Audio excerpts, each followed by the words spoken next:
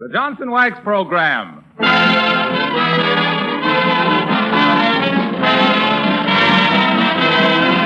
The makers of Johnson's Wax and Johnson's Self-Polishing Glow Coat present Fibber McGee Company with Jim Jordan as Fibber, Donald Novis, the Four Notes, and Billy Mills Orchestra. The show opens with Liza.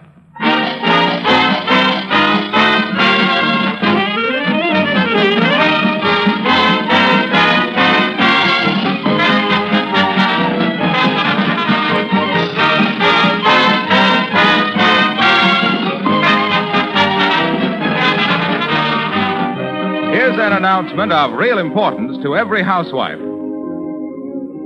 Perhaps you are one of the many thousands who have resolved to start using Johnson's Self-Polishing Glow Coat or Johnson's Wax on your floors this year at house cleaning time.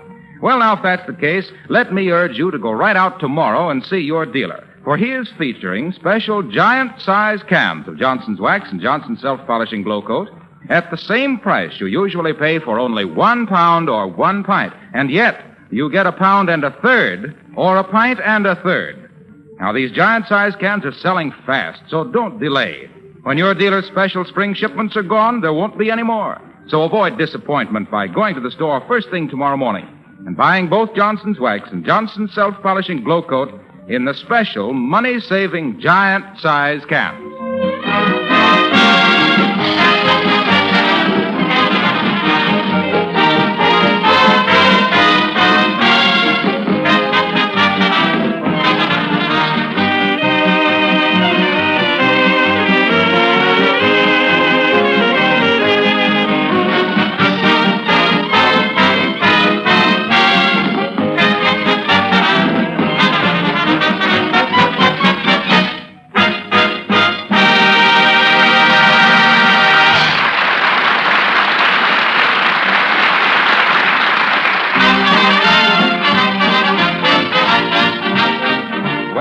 Our hero is in a fine fever of expectation today. An attorney is telephoned for an appointment to discuss the will of Fibber's late uncle, Captain Ticonderoga McGee. And here at 79 Wistful Vista, awaiting the lawyer's arrival, we find Fibber. Where there's a will, there's impatience. McGee!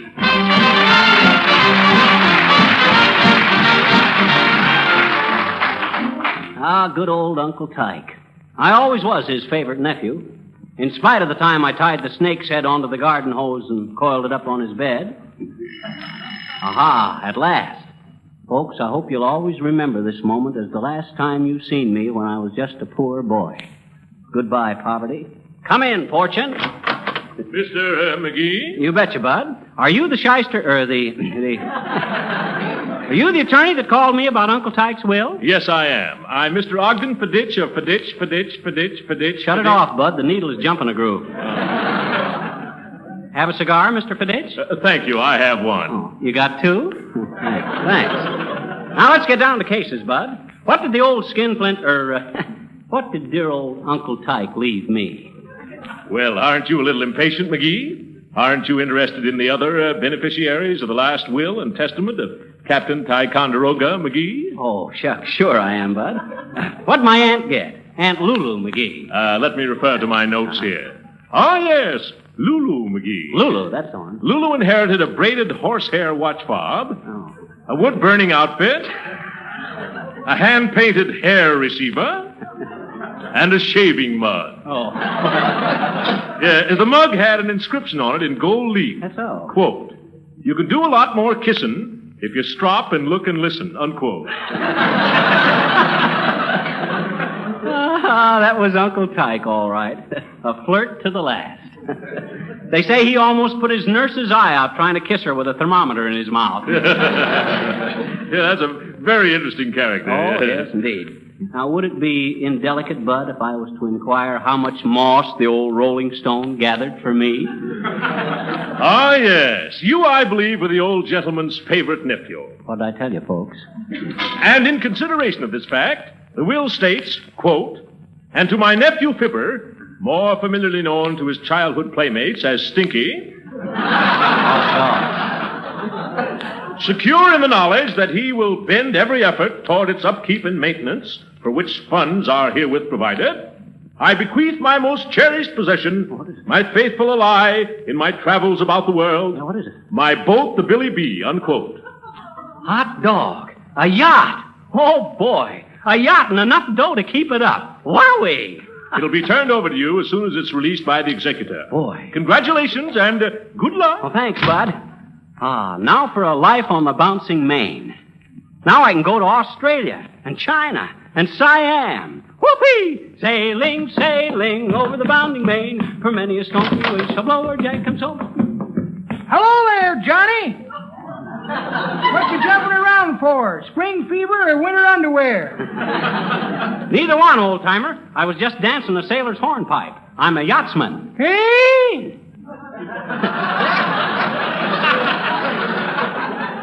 I say I'm off for a world cruise. I'd sign you on as a member of the crew, old-timer, but you ain't got enough of the old pepper to be a good salt. That's pretty good, Johnny. But that ain't the way I heard it. The way I heard it, one feller says to the other feller, see, he says, I see where some scientist has discovered a use for snake poison to relieve pain. Kind of evens things up, don't it? What you mean, asked t'other feller. Well, says the first feller, we used to use the painkiller to get the snakes, and now we use the snakes to get the painkiller. So you're going to take a boat trip, eh, Johnny? Yep. Well, if you see a big white bird sitting on a channel marker, it's the old, old story. Boy meets gull.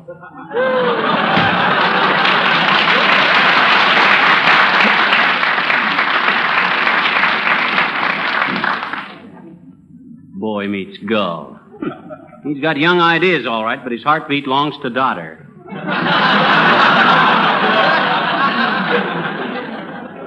Well, now, let's see. I better call up and order a yachting cap, a blue coat with brass buttons, and some navigation charts.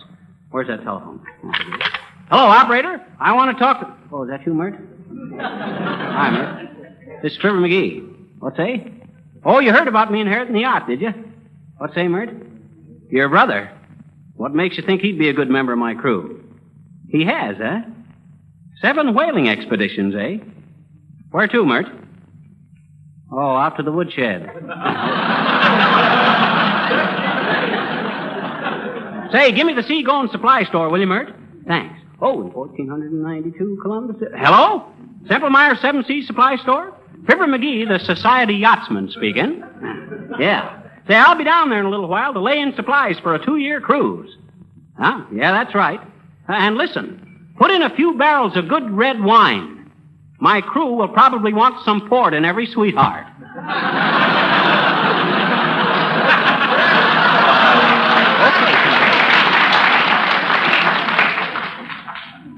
You ain't got any red wine? What color have you got? Deep purple. Oh, well, give me a barrel of deep purple. No, never mind. We'll get that from Don Novus. Okay, Semmelmeyer. Let's have it, Don. Deep purple.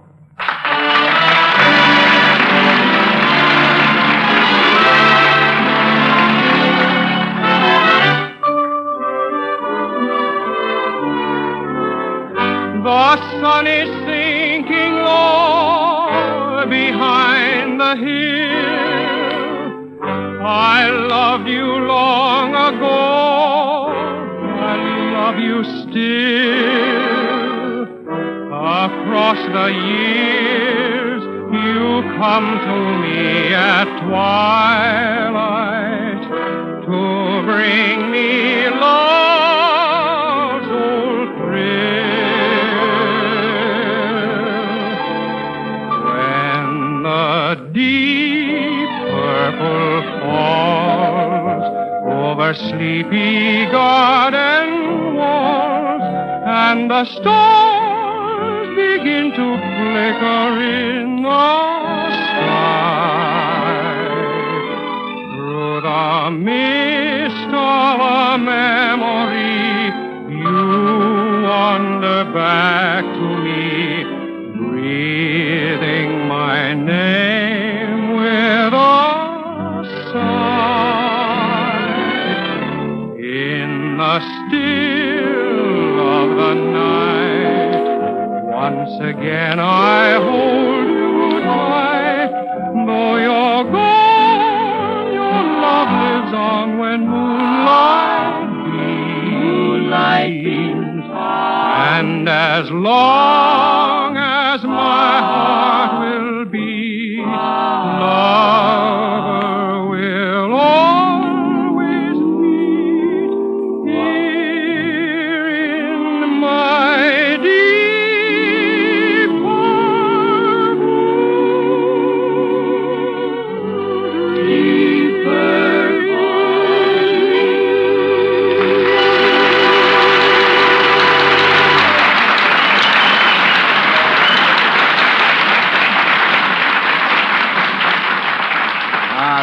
That was great, Don.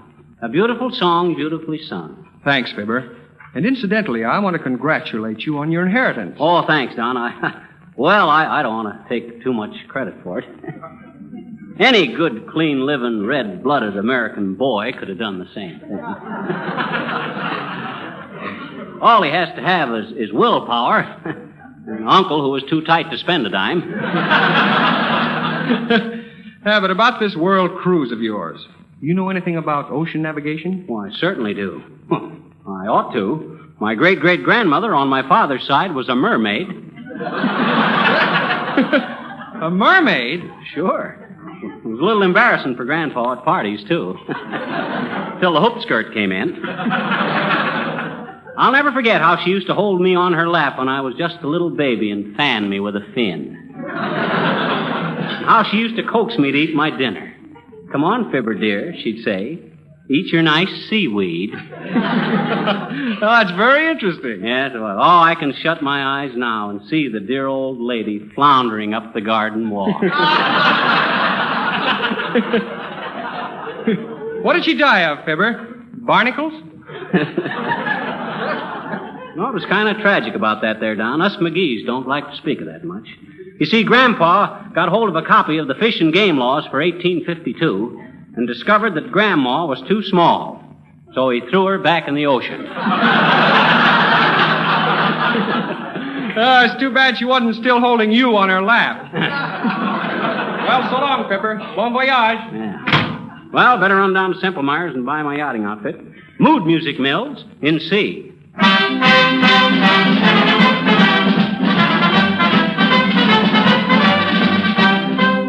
Well, here we are. Boy, look at all them things in the window. Ropes, anchors, seasick remedies. Pardon me, Captain, but could you spare $50 for a poor, old, crippled-up sailor man? Why, certainly, shipmate. Here you are. How'd you get hurt? In a shipwreck? No, laddie. I was the unfortunate victim of a nautical hotfoot, you might say. A nautical hotfoot? Aye. I was the boy who stood on the burning deck. Thank you.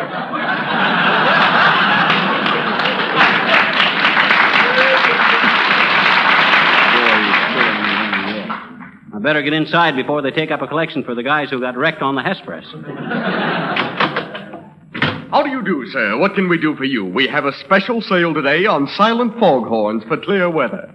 Oh, so. You got any cork anchors for people who just want to drift? Not today, sir, but would you care to see our feather-tipped harpoons for ticklish whales? Now you're joshing me. I'm Fibber McGee, Bud, the Society Yachtsman. Oh, yes, Mr. Wilcox was telling us about you. There he is now, over in the water wing department. Water wing department? Why, hey, Harpo, what you doing? Oh, hello there, Fibber. Say, what's all this about you taking a yacht on a world cruise? That's right, Harpo. You want to go along? Well, I don't know, Fibber. He'd be a good man for you, Mr. McGee. Show him your life-saving medal, Mr. Wilcox. Oh, no. Oh, gee whiz. It's nothing. Oh, gee. Oh, come on, Harpo. Don't be coy. Quit blushing and let's see the medal. Oh, well, all right. Here. Oh, gee. This is great, Harpo. What'd you get this for? Well, Oh, fudge. Well, I just happened to be there at the time is all. Gee, all I did was see this woman's hand in the water, so I threw off my coat and dived in, that's all, just as she was going down for the third time. And you never said a word about this to us? A heroic deed like that there? Say, if you're such a hot swimmer, what was you doing here in the water wing department? Buying some water wings. I can't swim. You can't Hey, now let me get this straight. If you can't swim, how did you save that woman? I got a feeling I shouldn't have asked, folks.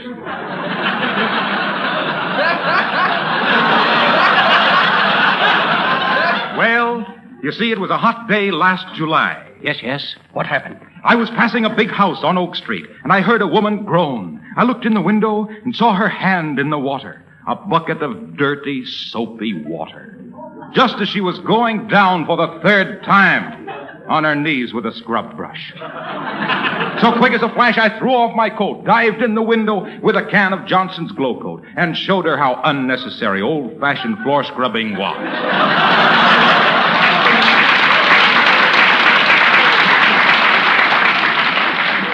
Boy, was she grateful. She said I'd saved her life, and she gave me a bronze medal.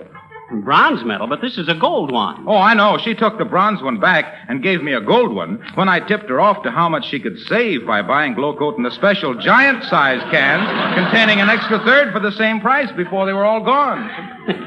Say, Joe. Yes, Mr. Wilcox? Show me some of those water wings with the little propellers on them. One of these days, I'm going to get up enough nerve to wade right out in the children's end of the pool, and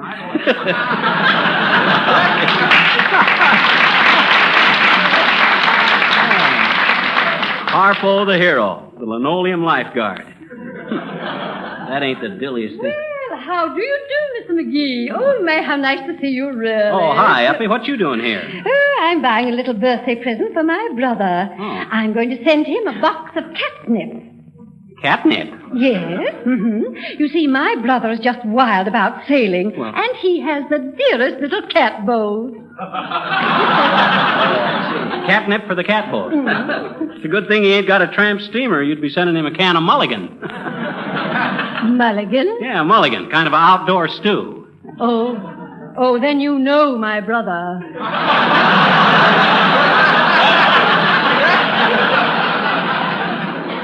By the way, Mrs. Uppington, my uncle just left me a beautiful mahogany 500-foot diesel engine boat in his will. Oh, really? Yeah. How'd you like to go along on a world cruise with me and a few friends? Oh, how delightful. I should love it, Miss McGee. I simply adore ocean travel. Oh. The last time I crossed on the Ile de France, I had a marvelous time. Oh, is that so? And the cuisine, oh, simply heavenly. Oh, it was, eh? How was the grub? Oh, and speaking of ocean voyages, Mr. McGee, Yes. Horatio and I were discussing plans for our honeymoon last night, and you know... Honeymoon? Yes, isn't it thrilling? Oh, Mr. McGee, I am to be a June bride. Oh, tush. Oh, me, I'm such a happy girl. Slap happy. And Horatio, oh, the dear boy is simply walking on air. I always predicted he would, eventually. You know what I mean. So you and Boomer are engaged. Well, I hope you'll be very happy. Well, thank you, my dear. I'm sure we will. But you know, Mr. McGee, I wanted Horatio to put a ladder up against my window and carry me away in his arms like a knight of old. And he said the most amusing thing. He said it reminded him of a movie he saw. What movie, Uppy? Night Must Fall. Oh, Yeah. Well, it's so nice to have seen you again, Mr. McGee. Goodbye.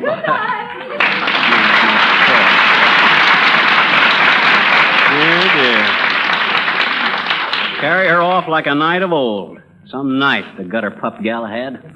Oh, well, who am I to poison Cupid's arrows? Oh, hi, Billy, old shipmate. Haul alongside and drop anchor. Oh, stow the gab, bilge rat. Bilge rat? Why, William, is that any way to talk to a yachtsman? Let me hear any more mutiny like that, my bucko, and I'll clap you in irons for the rest of the voyage. Listen, put your face in dry dock a minute. I want to ask you something. Why not, Billy? Just because I'm rich don't mean I'm too high-hat to talk to them in the lower walks of life. What is it, William? Would you care to squat on your quarterdeck a minute and listen to the four notes sing Umbrella Man? So I certainly. Tell them to sing while I run home and study my navigation charts. Pipe the gangway, shipmates. Umbrella Man coming aboard.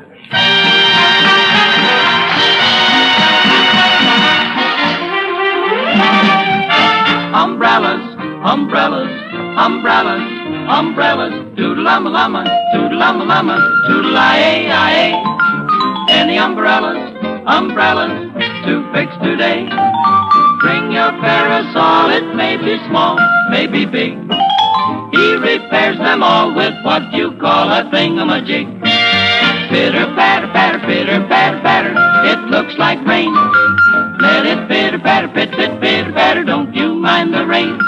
He'll mend your umbrella, then go on his way, singing toodle-lumma-lumma, toodle-ay, toodle-lumma-lumma, toodle-ay. Any umbrellas to fix today. When there's a lull, things are dull, he sharpens knives for the wives in the neighborhood, and he is very good. He'll darn a sock, set a clock, an apple cart, a broken heart. He mends anything, but he'd rather sing.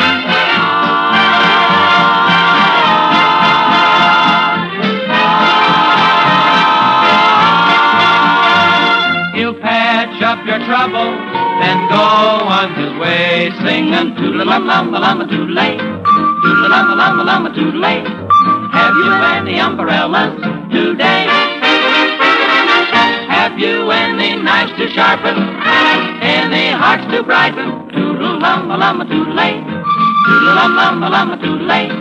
Any umbrellas to fix today?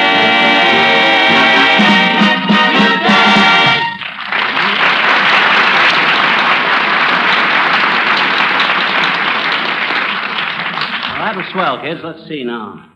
Chart of the South Seas. I could lay a course for the Tuamato archipelago. Shucks, why should I go to places I can't even pronounce? Aha! The Gilbert Islands. That ought to be simpler. Let's see now. There's the islands of Pokaku, Gili Malahar, Bikini, Rognica. Say, what is this? Them dead-ratted foreigners are moving in everywhere. Shucks. Come in. Oh, hi, Boomer. Good day, McGee, my very dear friend and boon companion. Want to congratulate you on your great good fortune. Since when was I a boon companion of yours, Boomer? And what's this business about you and Mrs. Uppington getting married? What? Has the old crow, has some little bird been whispering in your ear, dear boy? But then, why dissimulate? 'Tis indeed true we have plighted our troth. You've plighted your what? We've plighted our troth. We've avowed our mutual and enduring love. Well, in short, scatterbrain, I've walked the plank. You've walked the plank, you fortune hunter. Yea, verily. Behold the hunter, home from the hills. But what I wish to consult you about, my scholarly young compatriot, was in the matter of taking our honeymoon on your private yacht, which, according to Dame Rumor, is quite a hunk of a tub. What say, Commodore? I'm a licensed navigator. You're a licensed navigator. You wouldn't know port from starboard. You wrong me, my salty young seafarer. Pour me a glass of each, and I'll be only too glad to demonstrate. That's what I thought. You couldn't steer a spoon through a cup of coffee. Let's see your license papers if you're a real navigator. Why, certainly. Very happy to. Let me see now. Where I put those navigation papers? Have them here somewhere. Here's a lump of sugar for a policeman's horse. Always hope he'll get a toothache and kick the cop. Combination to a bank vault in Sioux City. Pretty little community. Attended a grand opening there last week. Would have been a $5 grand opening, but somebody tipped them off, drat it. Memorandum about a hotel bill in Boston, signed the Richard House. Don't remember ever stopping at the Richard House. Must mean house dig. Yes, a postcard from South America from an old jailmate. Good old Spike. He went paroling down to Rio. Tube of mustache wax helps me keep a stiff upper lip. And a short beard. Well, imagine that. No navigation papers. Well, now that you got that settled, four-flusher, go do your gold bricklaying somewhere else. I'm busy. Don't ruffle me. I was going anyway. Have to take my brother to a tree surgeon this afternoon. Very unusual case. Wooden leg with varicose veins. Well, good day, Poop Deck.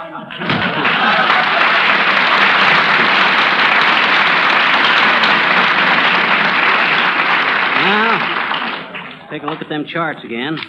Australia, New Zealand, Society Islands. Aha, the Society Islands. That's the place for me. Top hats, white ties, and grass skirts. Dad, rat it, come in. Mr. McGee, my dear sir, I'm certainly glad to find you in. Remember me? Mr. Fiditch of Fiditch. Hold it, Bud. Certainly I remember you. And for handling this legacy for me, I'm your friend to the last Fiditch. Yeah. You know what I plan to do, Bud? Stock up my yacht for a long cruise. Please, will you listen to me for a moment? This is important. Maybe stop off at... Huh? What's the matter? Don't tell me something's happened to my yacht. No, not that. Nothing has happened. Oh, boy, that's a relief.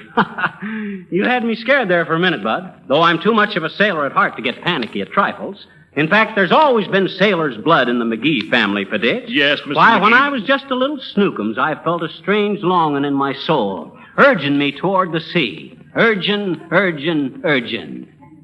urchin McGee, I was known as in them days. Yes, but...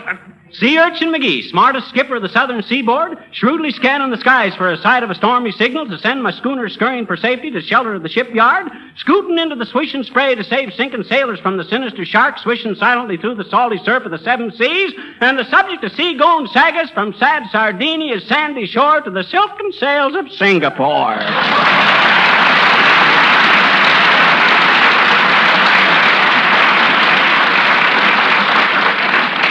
Now, come, Mr. McGee. Let's have no more of this nautical nonsense. What do you mean, nonsense, Fiditch? Just wait till you feel the old Billy B rolling along in the Gulf Stream. Why, you'll want to spend the rest of your life aboard my boat. But, my dear sir, this is all a horrible mistake. And I freely confess my mistake. Huh? What? Mistake? What you mean? I mean the Billy B. Huh? That was a typographical error in the will, McGee. What? You mean Uncle Tyke didn't leave me his boat? No, he left you his goat.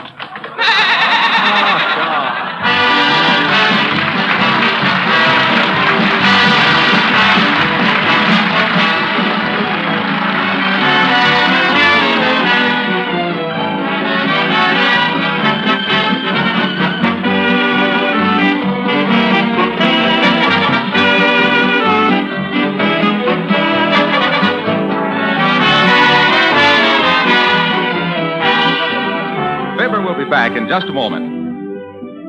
Now, we want to urge you again to take advantage of the special money-saving sale on giant-sized cans of Johnson's Wax and Johnson's Self-Polishing Glow Coat. You thrifty housewives won't want to miss this opportunity to buy several cans of Johnson's Wax and Johnson's Glow Coat while you can get 1/3 more for your money. Now, this special offer is necessarily limited, so act at once. Tell your dealer you want the special giant-sized cans of both Johnson's Wax and Johnson's Self-Polishing Glow Coat. These big cans contain 1 1/3 pounds, or 1 1/3 pints. You pay only for 1 pound or 1 pint. The 1/3 extra is free. Hardware, grocery, paint, drug, and department stores are featuring these giant pints and pounds of Johnson's Wax and Johnson's Self-Polishing Glow Coat. Now, we don't want you to be disappointed, so buy several cans tomorrow without fail while you can still get them.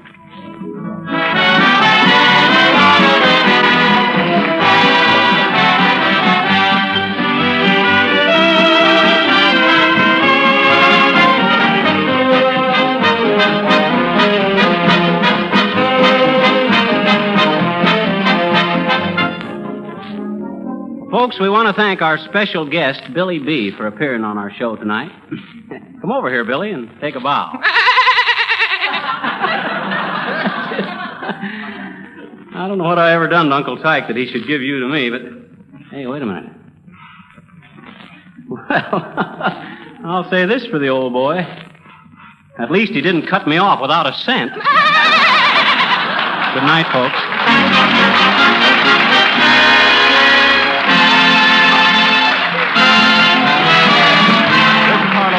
Speaking for the makers of Johnson's Wax and Johnson's Self-Polishing Glow Coat, Racine, Wisconsin, inviting you all to be with us again next Tuesday night. Good night. This is the National Broadcasting Company.